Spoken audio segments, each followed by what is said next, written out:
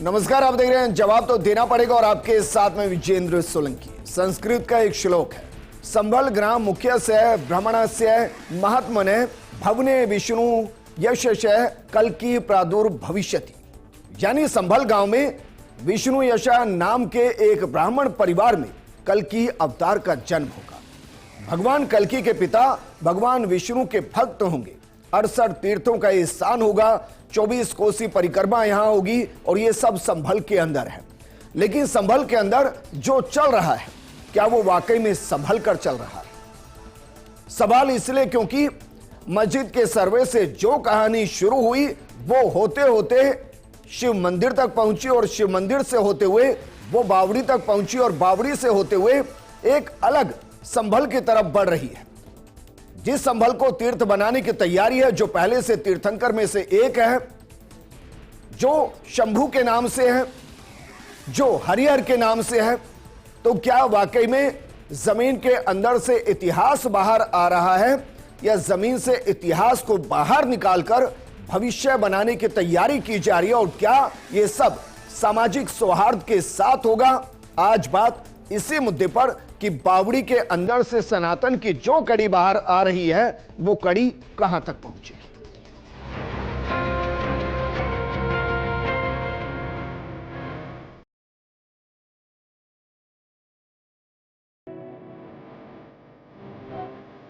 इन तमाम सवालों से ध्यान हटाने के लिए जानबूझ करके सरकार इस तरह की खुदाई की कार्यक्रम कर रही है।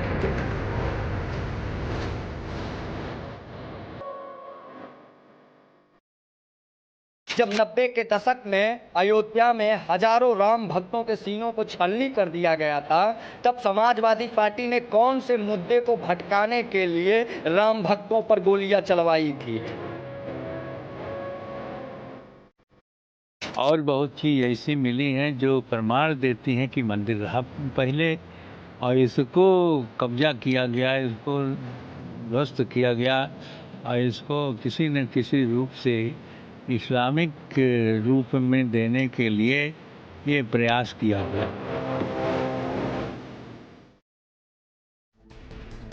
सवाल अपने अपने हैं, लेकिन सवाल वहां से शुरू होते हैं जब मानिए कहीं एक जगह पर खुदाई हो और वहां से हड़प्पा संस्कृति के अवशेष मिल जाए।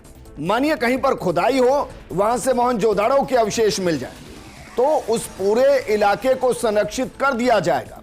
आर्कियोलॉजिकल सर्वे ऑफ इंडिया उसे अपनी जद में ले लेगा और फिर छोटे छोटे ब्रश के साथ उनको तराशा जाएगा, खोजा जाएगा। लेकिन बिल्कुल उसी तरह अगर सनातन के सबूत कहीं मिल रहे हैं और पूरे के पूरे प्रमाण सामने आ रहे हैं, तो उसको लेकर सियासत क्यों हो रही है? क्यों उनको भी बाकी चीजों की तरह संजोया नहीं जा रहा और उनके मूल अस्तित्व को सामने लाने में भला किसको क्या समस्या हो सकती है? इस मुद्दे पर बात करने के लिए हमारे साथ मौजूद हैं बीजेपी प्रवक्ता मदन प्रजापत जी, कांग्रेस प्रवक्ता प्रतीक सिंह जी, मुस्लिम स्कॉलर अब्दुल लतीफ साहब हमारे साथ हैं और हमारे साथ धर्मगुरु बालमुकुंदाचार्य जी, जो खुद विधायक भी हैं, वो भी हमारे साथ हैं। शुरुआत अब्दुल लतीफ साहब आपके साथ। अगर इतिहास बाहर आ रहा है, जो जमीन के अंदर है, अगर वो वापस बाहर आ रहा है, तो क्या वाकई में इसमें कोई समस्या है? देखिए जी, इतिहास क्या बाहर आ रहा है, मुझे तो ऐसा लगता है कि ये सब कुछ जो हो रहा है, लोगों ने ये समझ लिया है कि सीएम, एमएलए, एमपी या प्राइम मिनिस्टर बनने के लिए एक ही रास्ता रह गया है और वो ये है हिंदू मुस्लिम। किसी तरह से हम इस्लाम के ख़िलाफ़ आवाज़ उठाएं, खड़े हों, दंगे करें और वो काम करें जो नहीं करने चाहिए, तो वो उनकी सीढ़ी बड़ी जल्दी उनको मिल जाती है और कहीं उनको एमएलए का टिकट मिलता है, कहीं एमपी का टिकट मिलता है। तो इस तरह से ये एक प्रयोगशाला बन गई है। ठीक है अब्दुल, तो ये मुल्क के लिए बहुत खतरनाक है। भाई प्रमाणों पे आते हैं। ये मुल्क के लिए बहुत खतरनाक है। अगर इसमें अगर ये हाल रहा तो हमारा मुल्क कहाँ जाएगा? आप बताइए ना, ये बावड़ी निकली है सर, है ना? देखिए, बावड़ी निकलना कोई बड़ी बात नहीं है। मंदिर निकला है, प्रमाण है। देखिए, मंदिर निकला, कहाँ निकला मंदिर? मंदिर था वहाँ जी, उसके ताला बंद था जी, तो निकल कहाँ से गया? कोई प्रकट थोड़ी हो गया। जो चीज़ वहाँ है, हमने देखा है कि जब लोग मूर्तियों को, या हमारे यहाँ भी कुरान के पन्ने होते हैं, ऐसे होते हैं, तो उनको ठंडा करने के लिए कुएं में डाल देते हैं कि भाई कहाँ रखना है, ये तो अब खंडित हो गई है या कुछ हो गया है, कर देते तो उसमें डाल देते हैं ठीक, ठंडा करने के लिए। अब आप खोदोगे तो वही तो निकलेगा जो डाला है, निकलेगा क्या जी। तो ये एक बहाना बना करके इस्लाम धर्म पे हमला करने का एक तरीका निकाल कहां लिया से है। आ गया मुझे अब्दुल लतीफ साहब समझ नहीं आ रहा है, इस्लाम कहां से आया इसमें? मुसलमानों कुआं तो के था ना सर, और कुआं आज भी है, बावड़ी थी, जमींदोज हो गई थी या कहीं की पटा दी गई हो जाती है, यहाँ भी हुई है, वापस आ गई कई जगह हुई है। तो हिंदुस्तान के अंदर कई जगह ऐसी बावड़ियां हैं कि जो गहराई में चले गई, डूब गई और मट्टियां भर गई। तो मतलब भाई वो मैं ये कह रहा हूं, खुदाई में अगर कुछ निकल रहा है तो बंद हो जाते इस्लाम हैं। खतरे में कैसे पड़ा, ये बताइए। अरे अटैक कर रहे हैं ना आप, ये जो कुछ आप निकाल रहे हैं, जो कुछ बता रहे हैं जी। ये मुसलमानों के खिलाफ ही तो बता रहे हैं आप। अरे सर कमाल करें, इस्लाम चलिए एक उदाहरण देता हूं। मुसलमानों ने यहीं पर मोहनजोदाड़ो के अवशेष मिल जाते, हड़प्पा के अवशेष मिल जाते, तो भी क्या आप यही कहते? बताइए सर। कहते जो दिख रहा है वही कह रहे हैं। अरे बताइए ना सर। मोहन भागवत जी ये कह रहे हैं कि ये सब चीजें छोड़ दो जी, आई समझ, भाइयों की तरह रहते आए हैं और भाइयों की तरह रहो जी। जब आरएसएस संचालक जी कह रहे हैं कि भाई अब्दुल लतीफ साहब अब अच्छा लग रहा जहां है, है कल तक मोहन भागवत और दीजिए। आरएसएस को जो पीपी कर कोसते थे, आज उनके बयान को कोट करना पड़ रहा है। क्यों करना पड़ रहा है? वो दे रहे हैं ना बयान। ये इंटरेस्टिंग कोट तो इसलिए करना पड़ रहा है कि वो बता रहे हैं हाँ। कि तुम मुल्क को कहां ले जाओगे। ये सियासी तरीका जो अपना लिया है कि भाई इस रास्ते से हम बहुत जल्दी आगे बढ़ जाएंगे, क्या एक संस्कृति, इसको बंद करो। क्या एक संस्कृति, एक इतिहास जो छुपा हुआ है, क्या उजागर करना हम सबकी जिम्मेदारी नहीं है? आप बताइए ना। देखिए आप क्या करना चाहते हैं वो तो आप करेंगे, नहीं मैं आपसे भी पूछ लेकिन रहा ये हूं भाई। सारा का सारा देश के खिलाफ हो रहा है। ये जितनी भी आप इसको हाईलाइट कर रहे हैं, हमारे लिए तो बड़ा फायदा पहुंचा रहे हैं आप, इसलिए कि जो लोग इस्लाम को नहीं जानते अब वो इस्लाम की स्टडी कर रहे हैं और मुसलमान हो रहे हैं। 36 लाख मुसलमान हो चुके हैं और मुसलमान हिंदू कितने हुए हैं? 30 लाख। 30 लाख मुसलमान हो चुके हैं, मतलब 36 लाख मुसलमान, मतलब कन्वर्जन हो गया। हाँ कन्वर्जन हो गया। हाँ हो रहा है, और पूरे मुल्क में नहीं पूरे दुनिया में हो रहा है। इस्लाम की स्टडी कर रहे हैं लोग। जैसे जैसे आप इस्लाम को बदनाम कर रहे हैं, झूठे इल्जामात लगा रहे हैं। मैं बदनाम कर रहा हूं सर? टीवी के माध्यम से हो रहा है। मुझे एक भी बताइए, मैं आपको ऑप्शन देता हूं सर। हर जगह वैसे आज मेरे डिबेट का मुद्दा नहीं है, मैं तो सामाजिक सौहार्द के साथ इस डिबेट को आगे बढ़ा रहा था। मुसलमान तो अब्दुल कम लतीफ पढ़े साहब, लिखे मैं तो लोग हैं, इतिहास के वो पन्नों के इस्लाम साथ पे इस अमल नहीं डिबेट कर को रहे आगे हैं। बढ़ा रहा था। लेकिन आप एक मुस्लिम कंट्री बताइए जहां मुस्लिम पॉपुलेशन 90% से ज्यादा हो और वहां अमन हो। आप चुन लीजिए। देखिए इंसाफ की लड़ाई सब जगह होती है, ये हिंदू मुस्लिम की लड़ाई नहीं होती है। वहां हिंदू नहीं है, समझ चुनिए ना आप। इंसाफ की लड़ाई है, सीरिया कहीं हो चुनेंगे। रही है, उनके अपने इंटरेस्ट है, उनकी अपनी सियासी या उनकी जो भी उनके साथ जो कमाल कर गए जो सर। बड़ी ताकत है जो कमाल जुल्म कर गए रही है, आप। उस जुल्म का जवाब दे रहे हैं। कमाल करके पाकिस्तान चुनना चाहेंगे, पाकिस्तान बांग्लादेश चुनना चाहेंगे? काहे के लिए? मैं एक देश बता रहा हूं जहां मुस्लिम पॉपुलेशन ज्यादा है और वहां अमन हो। इस वक्त की बात कर रहा हूं, हो सकता है भविष्य में हो, नहीं है, सब अमन से रह रहे हैं।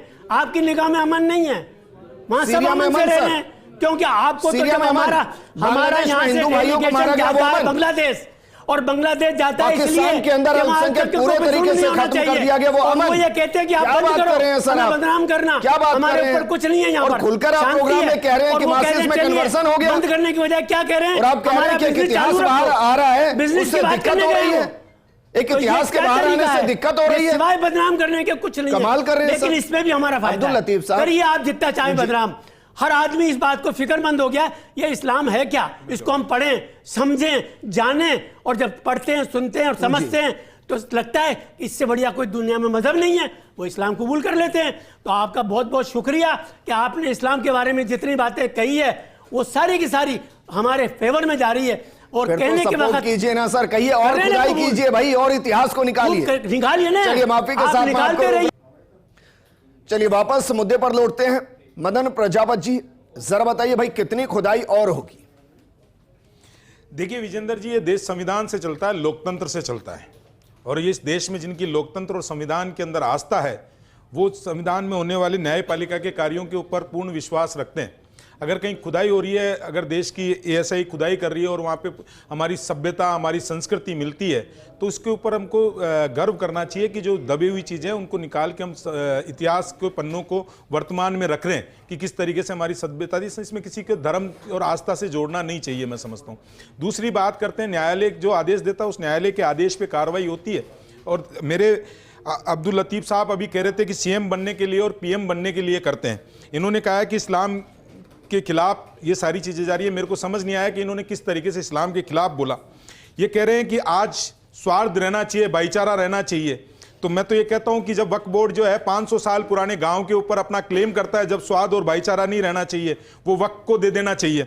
जब ये सूरत का नगर निगम के ऊपर क्लेम करते हैं कि ये वक्फ बोर्ड की संपत्ति है, तो उस टाइम पे वक्फ को दे देनी चाहिए। ये वक्फ ये जब इस्लाम और स्वार्थ भाईचारे का स्वार्थ रहेगा, ये जिस चीज पे क्लेम कर दे वो चीज इनको दे दो, जब तो भाईचारा और स्वार्थ रहेगा। लेकिन अगर कहीं पे इतिहास के चीजों को देखें या संविधान के रूप में रह के कोई कार्य करे तो इनको लगता है कि भाईचारे का स्वार्थ खत्म हो रहा है। ये अभी कह रहे थे, जो आपने कहा वो बिल्कुल सही है। मैं तो पूछ लेता हूं अब्दुल लतीफ जी से, इस दुनिया के अंदर एक देश बता दीजिए जहां इस्लाम के सारे फिरके मौजूद और आपस में भाईचारे से रह रहे हो। कोई सा भी एक देश नहीं है, लेकिन हिंदुस्तान ऐसा देश है जिसमें इस्लाम के सारे फिरके, सारे वजूद पाए जाते हैं और वो पूरे संरक्षण से रहते हैं, पूरे उससे रहते हैं। हमारे देश के प्रधानमंत्री कहते हैं सबका साथ, सबका विकास और सबका विश्वास और सबके प्रयास। माननीय प्रधानमंत्री जी ने कहा कि मैं एक हाथ में कुरान देखना चाहता हूं और एक हाथ में कंप्यूटर देखना चाहता हूं। लेकिन ये कट्टरता देखिए किस तरीके से आज निकलती है कि कोई भी चीज हो उसमें इनको धर्म नजर आता है, तुष्टिकरण नजर आता है। ये अब्दुल लतीफ जी, मैंने ये कहा कि भाई ये खुदाई कितनी और होगी। देखिए जितना वहां पे जो काम चल रहा है, ASI ने जो काम किया है, कोई धर्म के आधार पर तो कर नहीं रही है, किसी के घर तोड़ रही है क्या? भाई जौनपुर की घटना अगर कहीं पे कुछ मिल रहा है, अभी जौनपुर के अंदर शिवालय कब्रिस्तान के अंदर ढूंढ लिया। अब अगर कहीं है तो मिलेगा, उन्होंने ढूंढा थोड़ी है। अगर आप सिंबल मतलब की पहले की बात कर कोई अतिशोक्ति नहीं है कि ताजमहल भी तेजो महल्य कर दे, देखिए, और कुतुब मीनार को विष्णु स्तंभ कर दे। देखिए विजेंद्र जी, मालूम है, देखिए विजेंद्र जी, मुझे एक घटना ऐसी बता दीजिए जो संविधान के खिलाफ या संविधान के दायरे में नहीं रहते हुए की गई हो। एक घटना बता दीजिए मुझे, कोई भी एक घटना इनमें से किसी घटना पर न्यायालय के अंदर लागू नहीं होता। देखिए विजेंद्र जी, एक कोई व्यक्ति न्यायालय में जाता है, न्यायालय आदेश देता है, उस न्यायालय के आदेश की पालना करवाना शासन और प्रशासन का काम है, उसकी पालना हमने करवाई है। ठीक है, ना सरकार ने किया, ना सरकार ने किया। बालमुकुंदाचार्य जी, संभल को क्या मानकर चलें, क्योंकि तीर्थंकर में है, तीर्थ अभी भी है, तो क्या जो हो रहा है उसमें जिन 68 कूपों का जिक्र है उनको ढूंढकर ही और उनके जीर्णोद्वार के साथ ही संभल को नया स्वरूप दिया जाएगा? योगी सरकार उस तरफ आगे बढ़ गई है। मैं स्वागत करता हूं सर्वप्रथम तो कि इस विषय पे अब चर्चा तो हम लोग करने लगे, अन्यथा 2014 पहले ये स्थितियां थी कि मुझे अच्छे से ध्यान है कि मैंने भी 7 दिन राम जी की यात्रा पर जाने के लिए एक 42 लोगों का दल लेके गया था और मुझे फैजाबाद जेल में रख दिया गया था। और एक समय था कि इस प्रकार की कहीं भी कोई चर्चा आवे तो सजा कर दी जाती थी। यानी भारत में रह के भारत का सनातन और अध्यात्म की बात करना एक दोष सा लगता था और कहीं अपराध सा लगता था और सरकारें यहाँ पर प्रतिबंध लगाती थी। आज कम से कम हमारे प्राचीन स्थानों का हम लोग दर्शन तो कर पा रहे हैं। आज प्राचीन स्थान हमारे जो शास्त्रों में उल्लेख है उनको देख पा रहे हैं। और जैसा भी मेरे सहयोगी ने अभी कहा, बंधु ने, कि भाई हम लोग तो कानून के दायरे में कर रहे हैं और उसका प्रमाण है राम मंदिर का इंतजार कितने समय किया ही ना हमने, काशी विश्वनाथ का इंतजार कर ही रहे हैं ना, और भगवान कृष्ण की जन्मभूमि का भी इंतजार कर ही रहे हैं।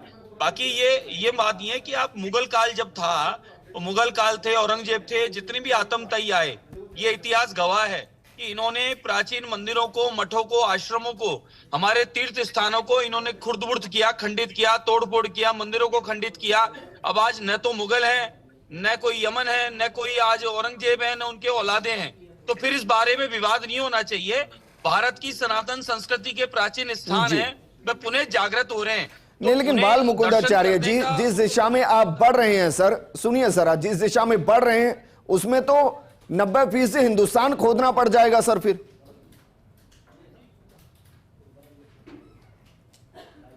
क्या कह रहे हैं विजेंद्र जी? मैं कह रहा हूं जिस दिशा में बढ़ रहे हैं उसमें तो 90% हिंदुस्तान खोदना पड़ जाएगा सर। हम उसके लिए तैयार हैं क्या? देखिए, जहां जहां पर भी ऐसी उल्लेख है शास्त्रों में उल्लेख है या फिर इतिहासकारों ने लिखा है, उन्हीं स्थानों को हम लोग मांग कर रहे हैं। बाकी तो ये मानिए कि भारत पूरे में ये आक्रमणकारी आए थे, इन्होंने देवस्थानों को तोड़कर और वहां पर अपना कब्जा करने के लिए या वहां पर और कुछ बनाने का प्रयास किया था, ये तो सबको पता है। चलिए लेकिन एक हमारे उदाहरण पास मैं देता हूं। आपने इतिहासकार का जिक्र किया, पीएन ओक साहब की किताब को आपने पढ़ा होगा, जिसको बैन कर दिया गया था। उसमें बाकायदा बताया गया है कि ताजमहल तेजो महल हुआ करता था और क्यों हुआ करता था यह भी बताया, और कैसे वो ताजमहल हुआ यह भी बताया। ऐसे ही कुतुब मीनार कैसे विष्णु स्तंभ थी यह भी बताया। तो क्या हम उस दिशा में भी बढ़ रहे हैं? कुतुब मीनार का भी इतिहास है, कुतुब मीनार का भी इतिहास है कि वहां नरसिंह देव का मंदिर भी होता था, जैन तीर्थंकर का स्थान भी होता था। ये इतिहासकारों ने लिखा है, वो गलत थोड़े ही है। और सनातनी लोग अगर हिंदुस्तान में अपने प्राचीन धर्म स्थलों की मांग कर रहे हैं, जिन्हें पुणे जीर्णोद्धार करवाएं सरकार के माध्यम से, संविधान के द्वारा, इसमें बुराई क्या है, आपत्ति क्या है? हम कराची में तो मांग नहीं रहे जी। नहीं सर, कह नहीं सकता मैं, हो सकता है भाई कराची तक भी चले जाएं, क्योंकि एक दौर में वो भी अखंड भारत का ही हिस्सा था, कुछ तो वहां भी होगा। तो विजेंद्र जी, हम लोग भारत में ही अपने जो प्राचीन धर्म स्थल हैं, जिनका शास्त्रों में उल्लेख है, हम उन्हीं स्थानों की बात कर रहे हैं। ठीक है, वापस मैं आपके पास आऊंगा। प्रतीक भाई, संभल का जिक्र सनातन के साथ बहुत लंबे वक्त से है, और जो भी हिंदू माइथोलॉजी, मैं माइथोलॉजी कहना नहीं चाहूंगा, जो हिंदी हिस्ट्री को, सनातन की हिस्ट्री को समझते हैं, वो संभल को भी समझते होंगे कि भविष्य में भी कैसे कनेक्ट है। अगर वहां कुछ हो रहा है या कुछ खोजा जा रहा है या कुछ निकल रहा है, तो क्या इसमें वाकई में कोई द्वेष होना चाहिए? देखिए विजेंद्र भाई, पहली चीज़ तो जो बावड़ी जो खुदाई में निकली है, वो अभी तक उसके प्रमाण सामने नहीं आए हैं कि किसी हिंदू राजा ने बनवाए थे या मुस्लिम शासकों ने बनवाए थे, क्योंकि आप पिछले समय पे मुस्लिम शासकों के समय पे भी बहुत सारी बावड़ियाँ बनी थी, तो वो तो अब ऐसा ही बताएगी कि क्या हो रहा है। लेकिन अभी जो मदन जी बोल रहे थे कि कोर्ट के आदेश पे हो रहा है, तो शायद इनको सुप्रीम कोर्ट ने, जो पिछली चीफ जस्टिस ने पिछले दिनों जो बोला था, उस पर इनका ध्यान नहीं गया। उन्होंने बोला था कि ये जो 1991 के अंदर वर्शिप एक्ट आया था उसके खिलाफ है, और इसके लिए ना तो कोई सर्वे होगा अभी, और ना ही कोई भी निचली अदालतें उसको एक्सेप्ट करेंगी। अब दूसरी बात, बाल मुकुंदाचार्य जी कह रहे थे कि ठीक है कि सारी जमीनें जहाँ पे मंदिर बनाए गए या कुछ और बनाए गए वो ले लेना चाहिए। तो मैं तो बाल मुकुंदाचार्य जी से रिक्वेस्ट करता हूं, इनके खिलाफ एक जमीन पे कब्जे का एक एफआईआर दर्ज है, वो जमीन बेचारे, वो जिसने एफआईआर कराई है दलित ने, उसको दे दीजिए सबसे पहले। वो मंदिर तो बाद में ढूंढिएगा, पहले जो आपने जमीन ले रखी है, जो आपके खिलाफ एफआईआर दर्ज हो रखी है, उस पर आगे कार्रवाई करिए, आगे बढ़िए।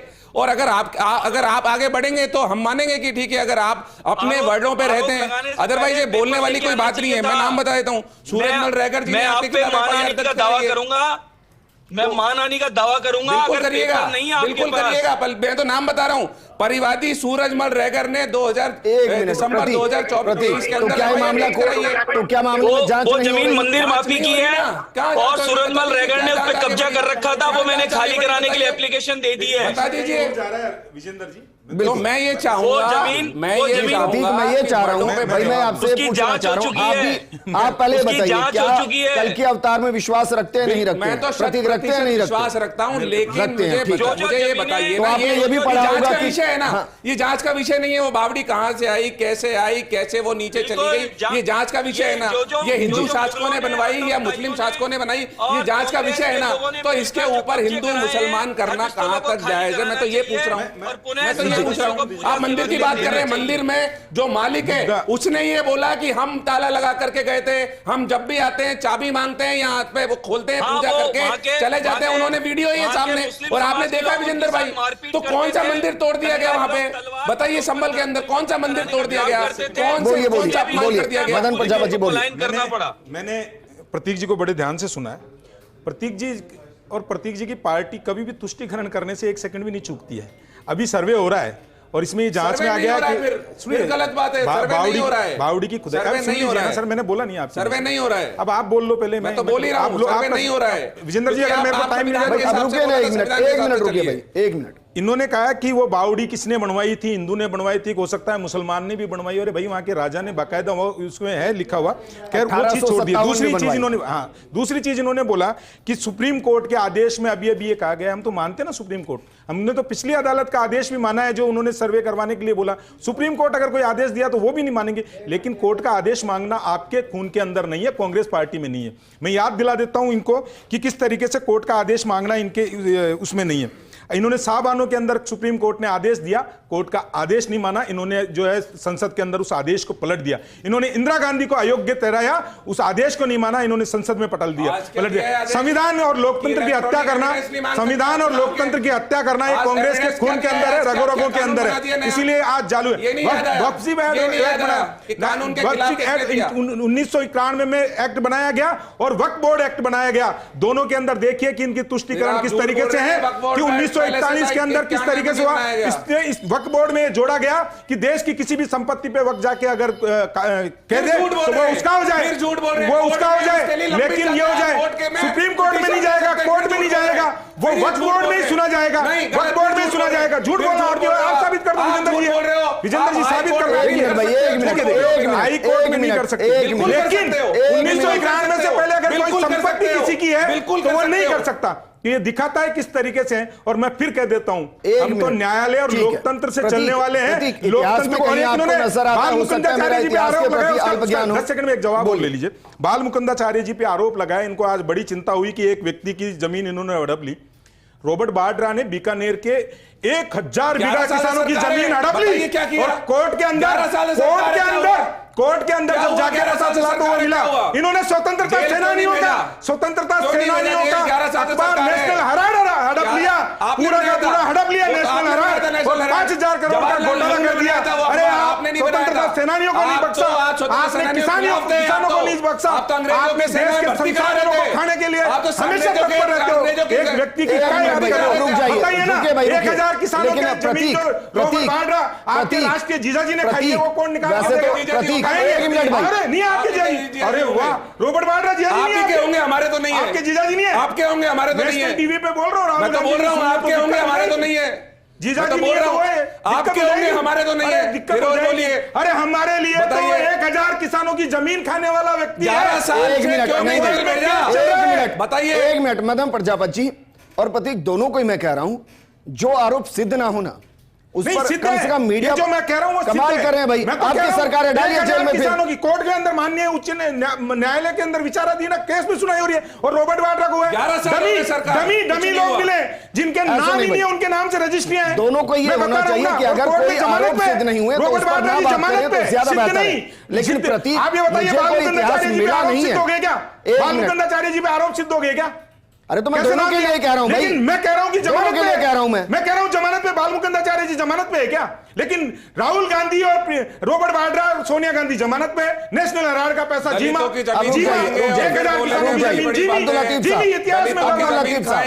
अब्दुल लतीफ साहब, वाकई में इस समय इस्लाम खतरे में पड़ रहा है? वाकई में? नहीं, कोई इस्लाम खतरे में नहीं है।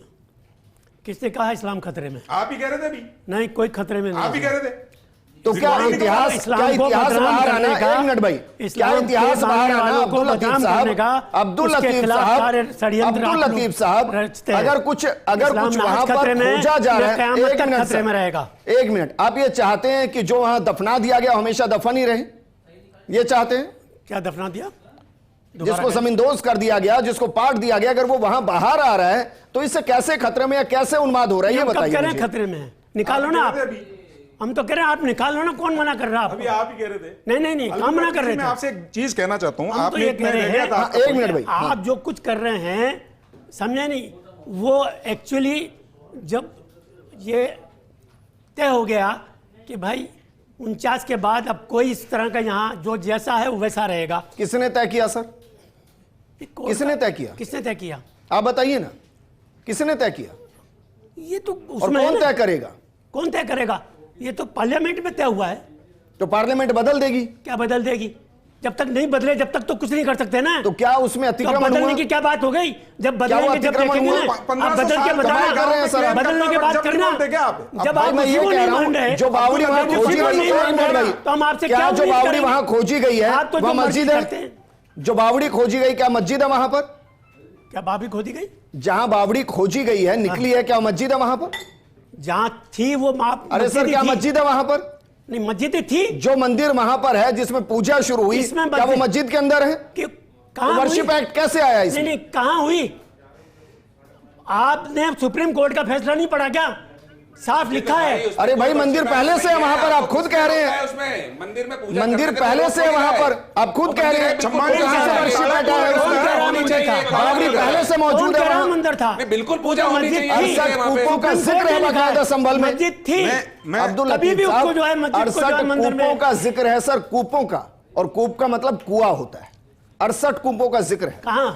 कहां की बावड़ी की बात कर रहे हैं? कहां की बात कर रहे मैं हैं? संभल की बात कर रहा हूं। हाँ, तो संभल में मना कौन कर रहा है? तो वही तो खोजे जा रहे हैं, फिर इससे क्या, इससे उन्माद कहां हुआ? अरे आपको खोदना, खोदो, होगा क्या इससे? खोदोगे तो वही जो उसमें डाला हुआ है वही तो निकलेगा। और कौन डालता है, क्यों डालता है, किस लिए डालता है, ये मैंने बता दिया। हमारे साथ बालमुकुंदाचार्य जी जुड़ गए। बालमुकुंदाचार्य जी, क्योंकि बहस अंतहीन है, लेकिन फिर भी मैं जानना चाह रहा हूं, क्योंकि सनातन भी अंतहीन है, तो क्या वाकई में इसका कोई आपको छोर नजर आता है? क्योंकि मैं व्यक्तिगत मानता हूं कि जब ढूंढने पे आएंगे तो कण कण में शंकर पाएंगे। देखिए, ऐसा है, जिस जगह का प्रमाण है, इतिहास गवाह है, कहीं ना कहीं उल्लेख है, हम उन्हीं स्थानों की बात कर रहे हैं। ये तो मानते हैं ना कि यहाँ पर आतमताई जो आए थे, तलवार की नोक पे धर्म परिवर्तन करा गए। यहाँ तलवार की नोक पर पुराने प्राचीन मंदिरों को, मठों को लूट गए, उनको लूट कर उनको मकबरे मस्जिद बना गए। अब आज आतमताई चले गए हैं, मुगल चले गए हैं, यमन चले गए हैं, और उनकी यहाँ पर कोई औलाद नहीं है। फिर ये विवाद काहे का है कि जो सनातनियों के स्थान है, जिनका प्रमाण है, इतिहास है, शास्त्रों में उल्लेख है, जिनको वे पुनः जीर्णोद्धार करा के पूजा सेवा अर्चना करना चाहते हैं, उनको आपत्ति क्या है, समझ में नहीं आ रहा मेरे को। क्या भाईचारे की बात ये होती है कि हमेशा जब मंदिर को तोड़कर मस्जिद बनाई जाए और मंदिर की पूजा सेवा के लिए हम वापस मांगे तो उसमें विरोध में खड़े हो जाएं? ये भाईचारा हुआ? हमने किसी किसी मस्जिद को तोड़कर मंदिर बनाया हो, कहीं इतिहास में लिखा हो, तो एक प्रमाण बता दें ये हमें। जी भाई, ये गलत बात बोली जा रही है। जो मंदिर मिला है वहां पूजा हो रही है, उनके मालिक ने खुद बोला है कि हम जब भी जाते हैं ताला खोलते हैं, पूजा करते हैं, वापस चाबी दे करके आते हैं। तो पूजा करने से कोई किसी को ना तो रोक रहा है ना रोक सकता। वीडियो 44 साल से कोई पूजा नहीं हुई है वहां पे। अच्छा, विजेंद्र भाई, आपने देखा कि नहीं देखा? गलत तथ्य है प्रतीक जी, गलत तथ्य कह रहे हैं। और 186 आप झूठे आरोप लगाकर आप और ये अपनी झूठ बात बोल रहे हो सिद्ध करना कि चाहते इतिहास हैं में श्रीमान, बिल्कुल वो आप कर नहीं सकते हैं। अब देश सब बातों को समझ गया है और अच्छे से देख रहा है। जनता पार्टी की सरकार थी और बीजेपी में भी आप ही की सरकार थी, बीजेपी की। लेकिन फिर मैं कह रहा हूं, एक मिनट भाई, एक मिनट। मदन प्रजापति, जो भी तथ्य देना सर, वो देना जो कानूनी प्रमाणित हो। देखिए विजेंद्र जी, मैं तो आपको कानूनी प्रमाणित ही दे रहा हूं। मैं वो बात बोल रहा हूं जो कभी विधानसभा में बोली गई हो या अरे सर नहीं, कानूनी प्रमाणित बताइए सर। लोकसभा में और विधानसभा में सुनिए, कानूनी प्रमाणित एक एक शब्द सत्य होता है। ना अगर कोई नहीं होता भाई, सुनिए, नहीं होता। अगर वहां झूठ हो, वहां कहीं पे भी झूठ। मैं क्या कह रहा हूं मदन प्रजापति जी, मैं एक इंडेप्थ प्रोग्राम कर चुका हूं इस पे, मैं इसलिए बहुत गंभीरता से कह रहा हूं। मेरी बात जो भी कहें वो कानूनन प्रमाणित कहिएगा। मेरी बात सुनिए, मैं अब्दुल लतीफ जी का एक सवाल का जवाब देना चाहता हूं। इन्होंने कहा कि जब भी कोई ऐसी बात होती है धर्म से, संस्कृति से, या संविधान से, या लोकतंत्र से, कहीं कोर्ट के आदेश से बात होती है तो ये खट आ जाते हैं, इस्लाम खतरे में, इस्लाम खतरे में, इस्लाम खतरे में। और अभी ये कह रहे थे, मैं तो एक बार फिर पूछ लेता हूं कि दुनिया का एक इस्लामिक देश बता दीजिए जिसके आपने सुना नहीं, आप बात घुमा गए, मदन प्रजापति घुमा गए बात को। ये 36 लाख लतीफ साहब को आपने गौर से सुना होता तो वो ये कह रहे हैं कि हिंदुत्व खतरे में है। सुना नहीं आपने क्या कहा? उन्होंने कहा कि 30 लाख कन्वर्जन हुए हैं, 30 लाख कन्वर्जन। और बालमुकुंदाचार्य जी, मुझे प्रोग्राम क्लोज करना है, एक मिनट। बालमुकुंदाचार्य जी, पूरे प्रोग्राम के अंदर, एक मिनट भाई, एक मिनट भाई, एक मिनट। 36 लाख हो गए क्योंकि बहुसंख्यक हिंदू है, ठीक है, हिंदुओं की संविधान है। एक मिनट मदन प्रजापति जी, आप अपने विधायक को नहीं सुनना चाहते तो मैं प्रोग्राम क्लोज कर देता हूं भाई, अगर आपको अपने विधायक को नहीं सुनना तो। बालमुकुंदाचार्य जी, भरे प्रोग्राम में अब्दुल लतीफ साहब कह रहे हैं कि मुस्लिम खतरे में नहीं है, वो चैलेंज के साथ कह रहे हैं हिंदुत्व खतरे में है। 36 लाख या 30 लाख कन्वर्जन हुए, उन्होंने पूरे प्रोग्राम में कहा है। बिल्कुल बिल्कुल सही कह रहे हैं।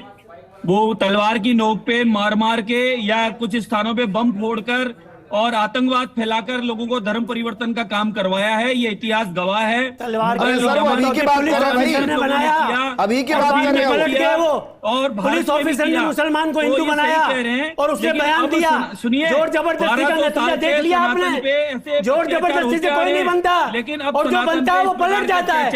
समझिए कि नहीं? हम। उस पुलिस ऑफिसर ने मार मार के बनाया उसको। चलिए, शुक्रिया हमारे साथ उसके जुड़ने ऊपर के लिए। केस लेकिन लगाने की जिसके बात साथ मैंने प्रोग्राम शुरू किया था उसी श्लोक के साथ खत्म कर रहा हूं। संभल ग्राम मुख्य से भ्रमण से महात्मन भवने विष्णु यशस्य कल की प्रादुर्भविष्य।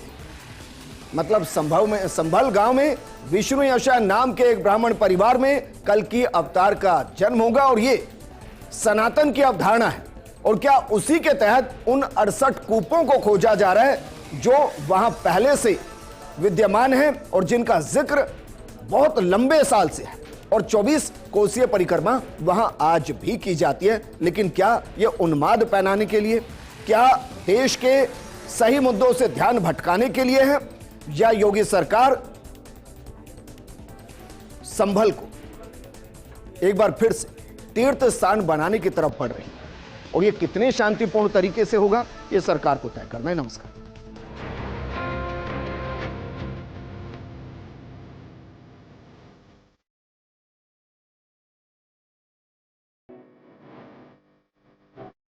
इन तमाम सवालों से ध्यान हटाने के लिए जानबूझ करके सरकार इस तरह की खुदाई के कार्यक्रम कर रही है।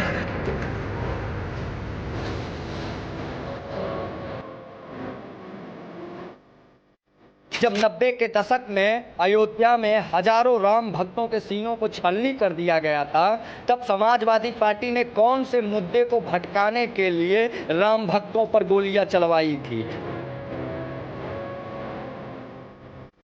और बहुत चीज़ ऐसी मिली हैं जो प्रमाण देती हैं कि मंदिर रहा पहले, और इसको कब्जा किया गया, इसको ध्वस्त किया गया, और इसको किसी न किसी रूप से इस्लामिक रूप में देने के लिए ये प्रयास किया गया।